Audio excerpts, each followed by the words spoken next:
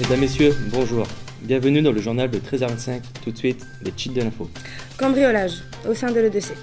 Vol de pizza, une enquête est ouverte. Toujours rubrique cambriolage, un vol d'ordinateur vient d'être signalé. Nous parlerons également écologie avec Hugo. Alcoolisme au sein d'une école boulonnaise. Récompense, un jeune prodige arrive en finale au concours Top Chef grâce à une recette unique au monde. On finira par une page patrimoine avec la transformation du Fort de l'Est. Tout de suite, direction le Boulonnais avec un vol d'ordinateur. C'est dans cette école de la banlieue boulonnaise que le drame s'est produit ce matin. Alors je comprends pas, ce matin j'ai ouvert la salle ordi à 9h, là il est 13h et il manque 4 ordi sur 14, donc il m'en reste que 10. Alors je suis vraiment désespérée, là je sais pas quoi faire, je pense que je vais appeler la gendarmerie parce qu'il y a un gros souci. Par peur de représailles pour protéger son anonymat, nous avons flouté le visage d'une des victimes qui a bien voulu nous accorder quelques mots. Putain, on m'a volé mon ordi, je suis dégoûtée, j'avais tous mes CV dedans et tout, enfin... Je suis dégoûtée, quoi. La perte s'estime à environ 150 CV et 95 supports pédagogiques. Les formateurs sont en colère. C'est inadmissible. C'est déjà le 6e qu'on nous vole. Donc là, franchement... T'es en salle de repos et franchement, je sais pas si c'est Asri qui l'a volé, j'ai aucune idée. Pour le moment on n'a rien, on n'a aucune piste, aucune trace, on est vraiment dans le néant. On a contacté la gendarmerie, on attend qu'ils arrivent. Les centaines de CV contenus dans les ordinateurs seront-ils retrouvés? En attendant, une enquête est ouverte. Autre cambriolage. Un vol de pizza. L'enquête est en cours. Nous retrouvons tout de suite notre reporter qui se trouve actuellement sur les lieux du crime. Il est 11h31 lorsque le second vol et l'irréparable s'est acharné sur Nicolas. J'ai voulu arriver vers midi pour manger ma pizza. J'ai ouvert le frigo, plus de pizza. Je comprends pas, là. Moi j'ai plus rien à manger. Là. Je suis déballé quoi ça. Ouais, ça commence à bien faire parce qu'on a encore eu un vol de... Là c'était une pizza en l'occurrence, mais régulièrement on a tous nos repas qui disparaissent. On bosse avec des adultes, on est censé pouvoir se faire confiance et travailler ensemble et puis poser nos affaires sans qu'elles disparaissent et là ça n'arrête pas. La police privilégie la piste de l'emballage retrouvé quelques heures après dans la poubelle. On a trouvé l'emballage, je reste confiant sur l'enquête. Un deuxième vol dans la même journée, cela fait beaucoup pour l'école de la seconde chance. Ce matin le vol d'ordi et après le vol de pizza, franchement ça se fait pas. On trouve aucune solution, alors on a bien essayé de responsabiliser chacun et de dire c'est quelqu'un qui a fait une mauvaise blague, allez on y va, on assume. Ça marche pas, on a été jusqu'à fermer la salle de pause quand même 2 jours. On galère pour les stagiaires qui ont dû manger dehors, il faisait froid. Et rien à faire, personne n'assume, c'est personne. Donc c'est vrai qu'on a envie de baisser les bras quoi, parce que ça prend des proportions, c'est ridicule hein, mais bon nous on peut plus bosser comme ça, il y en a marre. On a faim, on a envie d'être en confiance, de poser nos affaires, de les retrouver.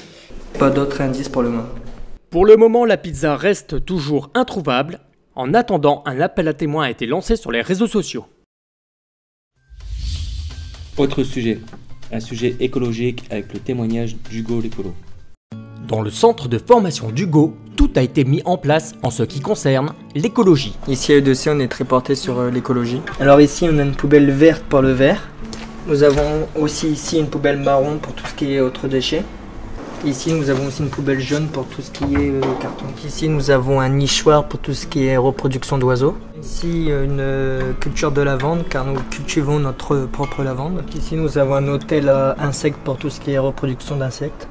Nous avons une capacité de 50 insectes. Tri sélectif, culture de lavande, ferme à insectes, mais ce qui fait la fierté de ce centre, ce sont les multiples cendriers dispersés efficacement dans l'enceinte des bâtiments. Nous avons 2 cendriers au sein de l'EDC muraux qui sont verticales pour moins se fatiguer et mettre les cigarettes dedans. On a un taux de remplissage de 80%. Une démarche écologique que plusieurs organismes privés et publics de la région prévoient d'adopter. Oui. Désolé pour ce petit dérapage, nous allons vous envoyer tout de suite une page de pub. E2C Radio présente la compile E2C volume 14. Retrouvez tous les plus grands titres de l'école de la seconde chance dans une même compile avec Franzi, DJ Tazer, Berlingo, sans oublier Bobby, Pikachu et Pito Verte qui courait dans l'herbe. La compile E2C volume 14 disponible chez votre marchand de journaux.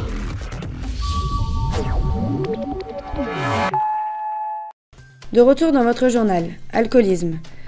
Une vidéo amateur nous a été envoyée, provenant tout droit de l'école de la deuxième chance. Poursuivons avec notre reportage. Attendez Jeannette, Préto Jared, un jeune boulonnais a été qualifié pour la finale de Masterchef. Tout de suite, notre correspondant sur place. Il n'y croyait pas et pourtant c'est arrivé. Parti d'un simple stage découverte en restauration, Mathieu a réussi le pari de se retrouver en finale du grand concours de cuisine télévisuelle Masterchef. Eh bien, c'est une belle réussite à la fois pour lui, mais également pour nous. L'accompagnement que nous avons fait avec lui porte ses fruits. Lors de l'avant-dernière épreuve, Mathieu devait revisiter un plat traditionnel. Une chance pour nous, c'est chez lui que Mathieu a bien voulu nous recuisiner, dévoiler les secrets de sa recette miracle. C'est une recette à base de pâtes, de sauce tomate et de râpé. C'est une vieille recette de grand-mère, unique au monde, que j'ai améliorée. C'est un jeune très motivé et c'est super d'avoir un jeune de l'E2C qui va jusqu'à cette étape. La motivation et le talent de Mathieu seront-ils récompensés lors de cette finale? Nous le saurons jeudi en direct dès 21h33. Ma grand-mère m'avait donné la recette et je l'ai améliorée en changeant quelques ingrédients. Pour finir ce journal, projet patrimoine avec la transformation du Fort de l'Eure. Nouveau chantier qui débutera à Le Portel. Après la fin du chantier de Nausicaa, le chantier Hôtel sous l'eau va enfin commencer. Le concept est de transformer le Fort de l'Eure en hôtel sous-marin. L'hôtel comportera 20 chambres avec 2 suites luxueuses, il y aura un bar à chat et un aquarium géant. Et pour finir, l'hôtel disposera d'une piscine extérieure. Ce journal est maintenant terminé, retrouvez-nous ce soir dès 20h15. Tout de suite, votre programme de l'après-midi, Touche pas à ma pote avec Cyril Hanouna. Bonne journée à tous.